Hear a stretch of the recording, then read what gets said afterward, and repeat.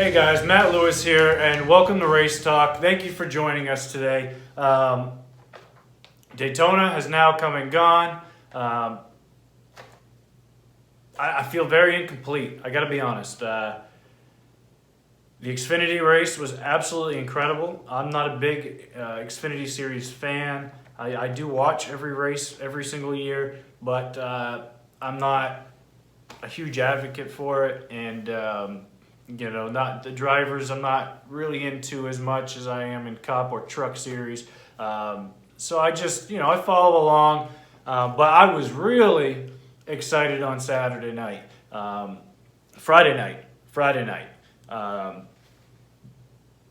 Wow. But then with all the delays with the Cup race and moving it to Sunday afternoon, which I really like the Daytona night race.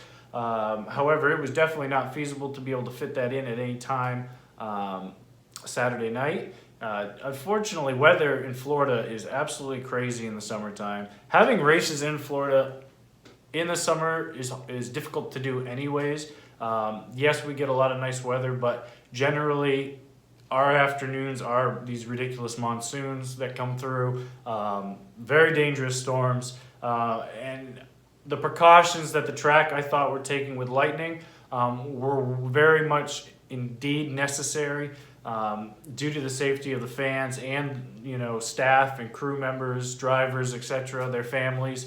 It's just, trust me, it's a benefit for everybody. Lightning here is very dangerous. Lightning strikes here in Florida more than anywhere in the world. I can pretty confidently say in the world. I know for sure it's the most lightning strikes in the United States. And I'm not even exaggerating, 20 times physically seen lightning hit something around me within 30 feet. So that's how often lightning hits the ground where one person can see it. Very deadly. We've had people around here recently get hit by lightning on a motorcycle. We've lost 2 giraffes at our what's called Lion Country Safari here in town. So this is a very dangerous matter, and a lot of people just really don't understand that. Now, the reason why the racetracks really take lightning seriously these days is because they've been sued for somebody getting struck by lightning in Pocono, I think back in 2012. So, this is a serious matter taken by NASCAR, kind of like the precautions they've taken in the evolution of the safety of the vehicles. To better protect, once you have a death, that's a liability. When one driver dies, then another driver dies, then another driver dies, and then it really stepped up, obviously, after seniors passing, where the Hans device and other things were implemented to better secure the driver in the event of an accident. So, I just feel very empty over this weekend, very incomplete. I know there was only 30-something laps left, 33, I think, but the outcome would have been a lot different. I know there's a lot of controversy about this Justin Haley victory. This is not the first time we've seen a lower-tiered car benefit from rain or weather coming in. We saw that with Chris Buescher. We've seen it with Eric Almirola. There's been other actually successful prior race winners that have also won under a rain delay. Clint Boyer has won under weather delay. It's not that uncommon, but once in a while you get a situation where a pit strategy will fall, the weather will come, they will think the weather's going to delay a little longer and the pitting is more important, as we saw, for example, Kurt Busch. Kurt Busch really upset with his team because he could have had the victory. He was in the lead, managed to get through that accident, the big one that happened, and we'll talk about that. But after all that mess, taking the lead, he would have won the race. However, they opted to pit because the weather was going to be delayed. However, as soon as he hits pit road, the lightning starts coming up, and then that's when NASCAR decides to pull the cars down pit road. So, it is what it is, and I'm excited to go to the 500 because I want to see this package again in a full race. This was different. This is what they ran in Talladega, as opposed to what they did in the 500. So this is the first time coming to Daytona with that package, and I was excited, because the Xfinity race, even though that's a lot different, I wasn't as anticipating as much side-by-side racing, as many runs as there was going back and forth, even with just Kulig Racing, incredible what they were able to pull off. A 1-2-3 finish, even though AJ Allmendinger, he was disqualified for not passing inspection, but I don't think anybody cared. They released a statement. They said a part had failed, and that's what had made that happen. They could appeal, but honestly, you just won a race. You got a second place finisher as well. Call it a day, move on to Kentucky. Don't even waste your time. Accept the penalty, move on. And that's what they did. That's exactly what Matt, their owner, has decided to do. He's released his statement, and he's moving on. So it's very cool to see Ross Chastain winning. I believe his 4th race of the year, first in Xfinity, now his 2nd Xfinity win in 2 different cars. So, and I noticed that Chip Ganassi on Twitter keeps promoting him. He agrees, which I thought was interesting that someone commented that Chastain needs a good sponsor to get a full-time Cup ride, being a 3rd car for Chip Ganassi. And Chip Ganassi then responded saying, yes, I am for it and agree. So curious to what's going on there. There was a rumor recently, probably within the last month and a half, of another super team closing down, it being either Chip Ganassi or Roush Fenway. I don't think Chip Ganassi is shutting down, especially the excitement he has for Ross Chastain and his how vocal he is about him on Twitter. So I don't think that's going to be an option. However, I wouldn't be surprised seeing Roush Fenway go under and see that charter sell off.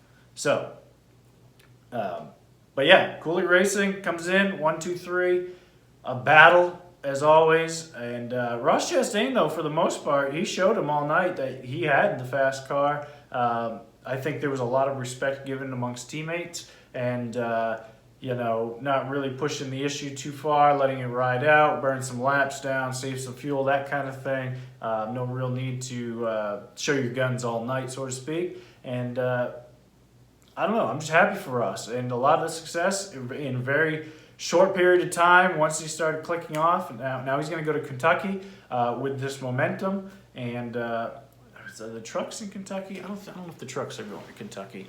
I think the Cup's running, Xfinity's running Friday night, and then Cup race is Saturday night. So I'm hoping that in Kentucky, those guys make up for this empty feeling that I am carrying over from this weekend that I don't have. And so it is what it is. We'll move on from it, Every now and then the weather's going. And here's the thing: they're moving it to August, and it's just going to be even hotter, and the weather is going to be even more unpredictable. So be curious to see how the next one goes. 61-year tradition now being moved. Kind of feel bad for the people that have done that for a long, long time, but hopefully you guys have an opportunity now, maybe to go elsewhere. I'm in the same boat with Homestead.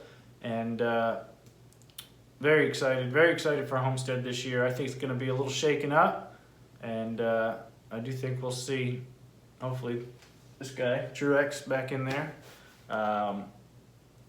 We'll definitely see a Penske car, maybe 2. Interesting, talk about the Cup side real quick. Obviously, they beat it to a dead horse. William Byron, Brad Keselowski during practice, and Brad has said in the past, in interviews, recent years, maybe I should just not lift from now on. Well, he did just that in practice. Really pissed off William Byron. Tore up a good race car. He ended up fixing that race car. They were going to take out the backup car. They opted to not use the backup car once they ran it through the optimal inspection station, they determined what was out of line and what was not, and the general consensus was it was not worth going to a backup car. So, being that they're in Daytona, everybody in Daytona brings the body guys with them, so they were fully staffed and prepared to do any body work necessary to make it look as good as it did come race time. Beautiful car, by the way. Absolutely wonderful. That is a painted body as opposed to a wrap, as we saw causing issues for Chris Buescher this weekend. His whole rear bumper was basically inflated with air. I'm sure that wasn't helping his case very much going around the track for speed. Probably slowing him down a bit, I imagine, lifting his ass end up out of the air a little bit. I could see that happening. So yeah, back in the day, that's kind of what I really loved about Cup cars, is that they were all painted and everything. I mean, you talk about, there's some interviews out there with Jeff Gordon talking about his car and Dale Earnhardt Jr. talking about his car. And Dale Jr.'s car would have like 25, 30 coats of clear. That's how like meticulous and perfect they come out of the paint shop. Pretty cool. Dream job of mine. Would love to do that. Love the decal cars. Used to do that. Would love to do it on a Cup level. That'd be really, really, really cool. So William Byron not happy with Brad Keselowski. We go to the race. Brad Keselowski gets into an accident. Harvick's behind him. Harvick gave him a really good bump, and Brad's car just didn't react to it well. Kind of the irony in the whole situation, being the guy that made the comment about not lifting, and then he gets railroaded a little bit, and not in a bad way. I mean, the run's coming. That's kind of how it goes. It just didn't settle with his car. And I'm sure Brad kind of is a little bit embarrassed. But at the same time, Brad has a point. It is difficult. You get a run. You're running up on the car in front of you. That car behind you is now running with you. He can't see in front of you. So when you have to check out, you're kind of screwed either way. It's either you're going to run into the car in front of you.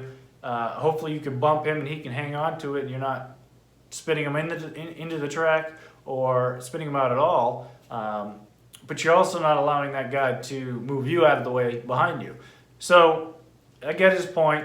However, in practice, maybe a little bit much, and I think that's exactly what William Byron was trying to express. But enough of that. That's, NBC, everybody else had just railroaded that one across the country. So I've probably seen that clip 100 times in 2 days. So Austin Dillon performed pretty well there for a while. Running real strong. It seems like when if he's in the lead and he's under some pressure, he can maintain pretty decently. Now, with his inexperience, I think that's where it shows. But he's actually matured to be a decently competitive driver at times. And he made a mistake. I'll clean this mess up. People say, "Oh, it's Bowyer's fault." Look, Bowyer went to the inside. He had a clear road. He was not intruding on anybody, and that was just a reaction of Bowyer's reaction to move to the inside. Austin reacted to that, and he reacted a second too late, and he couldn't save it. Bowyer even said he let up, tried to let him catch it up real quick. It was obviously only so much letting up in that quick a time at that speed, but that's just a part of racing. What's unfortunate is that he didn't get spun and go off into the infield. He came back up into the track, creating the big one, taking out pretty much every big-name driver. Few people sneaking through there, and but for the most part, Truex, Bowyer, Eric Jones, Kyle Busch, Chase Elliott, Bowman. Oh man, who else we got going in there? Parker Kligerman. I think Kurt Busch got some damage from earlier in the day. There was a whole bunch of them. A whole bunch. I remember writing a list last night. Truex got damaged. He was spinning around. At first, I thought he was clear. No. He just didn't have a very great day. Kind of marginal. Times he was up in 4th place, back to 10th. back to 19th, hanging 12th, all over the place. I do like this package in the sense where there's the ability for constant change. And you've even seen that a driver can hold off the packs. However, there becomes too much energy in one line, and eventually that doesn't last. So you could probably do that for 10 laps or so, I think, for what we've seen so far. And then you really start to have energy coming against you, and then it kind of changes hands. Then you rebuild that energy up, and then you're back up there. So I guess if you could ideally with this package run up front and stay relatively consistent, have good pit stops. Hopefully contact and cautions don't fall in your way and benefit you as opposed to be a disservice, then I think you'd be all right. So, yeah, I mean, it is what it is. Everybody, I noticed the difference. You look at the interviews this year as opposed to looking at interviews 4 or 5 years ago. I think Daytona is taking a little less. It's as serious, don't get me wrong. But now drivers aren't so bent out of shape. Like, they go in there and they're like, look, it's a 50-50. I'm either going to make it and go for a win, or I'm going to crash out. So they're expecting to crash out, especially a lot of these drivers. It's happened to them multiple years in a row. It's all they know. They don't know what it's like to complete a race. And we're talking about top-name guys. Harvick, Truex, all these guys have had, Truex has had some very successful Daytona runs as of recent in the last few years. And he can do very well on restrictor plates. However, bad luck. Look at Jimmy Johnson. Jimmy Johnson's had some good times with some bad luck. It's just the way it goes, Unfortunate for Clint Boyer because he was fast. All the Fords are fast. 9 Fords took command right away and were basically single file, see you later, before they were double wide, and the next car was a Toyota, and that was Truex. Incredible. Didn't work out for them. I believe Chevrolet won. So yeah, let's talk about that real quick. Justin Haley, right place, right time. And there's a lot of controversy on this, and I'm reading a lot of comments about it on social media. Now, Spire Motorsports is a sports management group, and they ideally help with a lot of teams and a lot of sports and dealing with paperwork, etc. And they decided to run a Cup car this year. Now, some drivers are like, wow, lower team car winning, start and park car winning. A famous tweet Christopher Bell had said, so basically a start and park car won the race, and that was later removed. I can understand the frustration, but then Christopher Bell gets under attack for his opinion of that. But here's the facts. Spire Motorsports, and I think I talked about this in episode 4 or 5. 4 or 5. Forbes magazine released a article about the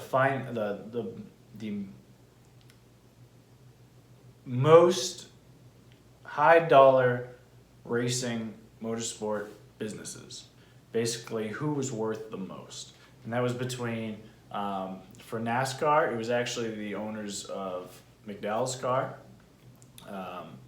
Go Fast, and so Go Fast Racing is on there, Penske Racing is on there, and Hendrick Motorsports is on there. The rest were F1, Indy. Penske's got a couple Indy teams on there at high value too. And then they would tell you at the bottom, they would say how much they're worth. Penske's worth $120 million, or Renault is worth $1.1 billion, which I think that is true, $1.1 billion. They are the most estimated value team. So that it's interesting, but they would also break it down to where they would show you their earnings. And I've got to tell you this. All the big teams were like -8 million, -4 million. Michael McDowell's team, positive $4 million. I'm going to explain this. Your upper teams are pouring a lot of money. Gibbs is pouring. Now, Gibbs is a little different circumstance, and I'll explain that. That's due to manufacturer. But for Chevrolet, for instance, Chevrolet comes in from the factory, and they want to be a part of a racing organization. So they form a deal with Rick Hendrick. Rick Hendrick, you're going to run Chevrolet. You also own car dealerships. You want those to be Chevrolet. So we'll sponsor you. We'll put forth technology. We'll put forth money. We'll get factory drivers, and we'll put together a team and go racing. Sponsors also pick up those tabs. Traveling, paying drivers, everything. Any financial item out there falls in this category. So then you have your costs to operate. It's also included in all that. So you're in it for millions of dollars, especially like Gibbs when you're paying like 700 employees or something crazy like that, every single week of the year, no matter if the off season or not. Those guys are still working in the garage. The drivers go on vacation. They still have sponsorship obligations while the season's out. So to run well, you're going to pay a lot more for the technology and the equipment, for the Airstream, to pay for big thing is simulation. Not every team's got a simulator. Some got borrow from other teams. Some teams have better simulator than others. Toyota's got a ridiculous simulator. Toyota now, I think, forks up more than Chevrolet does. And I've heard a lot of rumors from people that were factory drivers for Chevrolet, not necessarily in a stock car, but also complain about just the resources are not the same as some of the other manufacturers. So, could that be a little different with NASCAR? Could NASCAR be a little favorited? I think so. I think there's a couple series where Chevrolet would really put more focus on than others. And like, for instance, the Cup side of things for the GTLM, which is IMSA, Corvette, Team Corvette. I think they put a lot of money into that. But beyond those lower leagues, not a whole lot. And that's just the way it is. So I think that with the financial help, and then you're bringing in merchandise and marketing, but you're constantly spending. Joe Gibbs, a car at Joe Gibbs Racing lasts 3 races on average. So he's rebuilding 220 cars a year to fund each driver. That's a lot of money.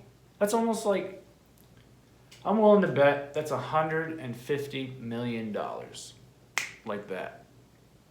So at the end of the year, they come up, they're like, I'm negative $4 million. But the money that they're making is constantly paying debt as they go in debt. So they're not really, it's not hurting anything, and they make money in other avenues because they technically pay themselves.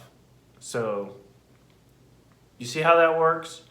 So it's not technically easy. So what you want to do, what these lower tiers do, what Spire Motorsports is really about, is you start the race, you have no high expectations, you don't think you're ever going to win, you're not investing in upgrading. You see? So that profit, you're not going out there every week to be better than the week before. That's where that comment derives from. It's really saying this team is just showing up, they're really not here to try, they collect a nice paycheck from sponsorship and everybody else, and collect a good finishing amount. You'd be surprised with what the tail end of the field gets paid in prize money. So it's ridiculous. But that's how that stuff works. And unfortunately, I don't think a lot of information is brought out there properly. I think NASCAR's broadcasters especially are too caught up in repeating the same things over and over again, as opposed to what I would do is see all these comments that are being read and educate how things work. When you're downtime, instead of repeating the same thing, talk about some of the rules, how some of the rules came about, explain some of these things that behind the scenes people don't understand. And that really will get people to see the bigger picture, because there's a lot to it. Just like canceling the race, there's a lot to that. that was probably the best decision for them because they were not going to go back green. Yes, they have lights there, but you got to consider people are trying to get to work. People were already leaving the campgrounds. There wasn't a whole lot of action going on around there from what I saw from the helicopter cam. And, you know, that it's kind of like you got to plan. Do I keep everybody on staff and then do we go for this for 33 laps, or do we just call it a day and take the dissatisfaction and let it be what it is? So next year will be a whole new year. We'll see Daytona twice, once in February, once in August, and we'll see how it goes. I do want to say before we go, a big congratulations to Joey. He won the 18x24 signed Championship 4 poster from 2018, signed by Joey Logano, Martin Truex, Kevin Harvick, and Kyle Busch. So congratulations to you, Joey. Thank you for everybody that participated in that giveaway for June. We will have another giveaway coming up sometime in August. So be on the lookout for that. That one's going to be really cool. That will be, everybody will be eligible for that. So that will include UK, Canada, South America, I guess, if we have South America members. I don't think we do. I think we're just stuck to.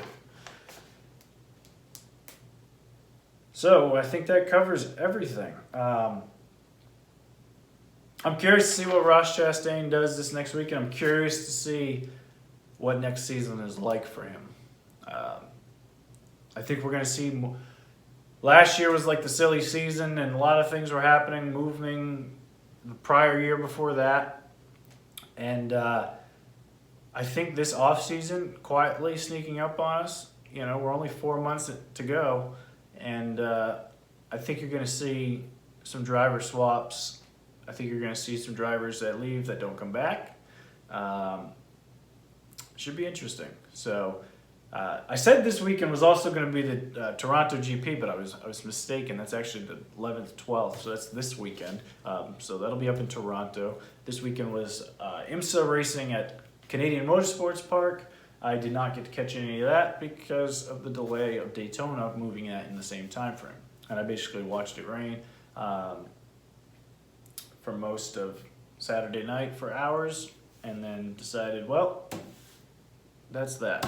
Also, in the event that we have rain delays or there is no racing period, check out Fans Choice TV. It's great. You sign up, put your email in there. I've never been bothered. I don't think I've ever gotten an email from them, but they promote and live stream tracks nationally throughout the U.S. and different races. They do the K&N races, a lot of cool Langley Speedway. They do Bowman Gray. Bowman Gray's back on there. If you've never seen a Bowman Gray race, you're missing out. I'm going to tell you that. You ever watch a modified race there between Tim Brown and Burt Myers?